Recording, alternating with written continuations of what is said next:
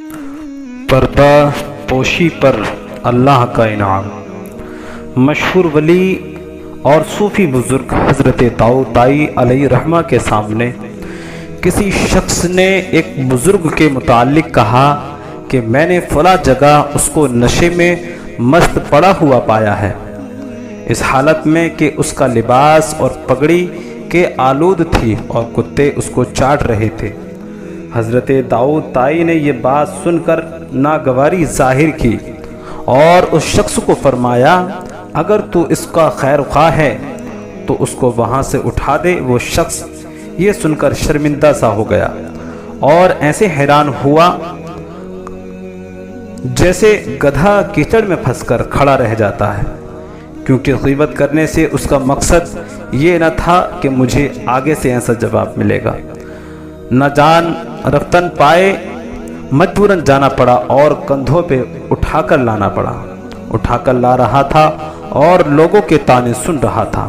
कोई कहता, कैसे दरवेश हैं, क्या तकवा व पारसाई है? किसी ने कहा, कंधों वाला पूरा मदहोश है और उठाने वाला भी नीम मस्त तो है।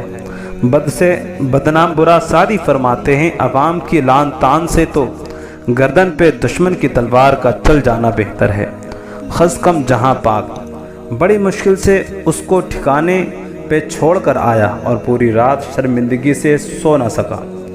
दिन को फिर मुर्शिद कामिल हज़रत दाऊद ताई की बारगाह में हाजिर हुआ तो आपने हंस कर फरमाया, किसी के ऐब बयान करने वाला आखिर खुद भी रुसवा हो जाता है।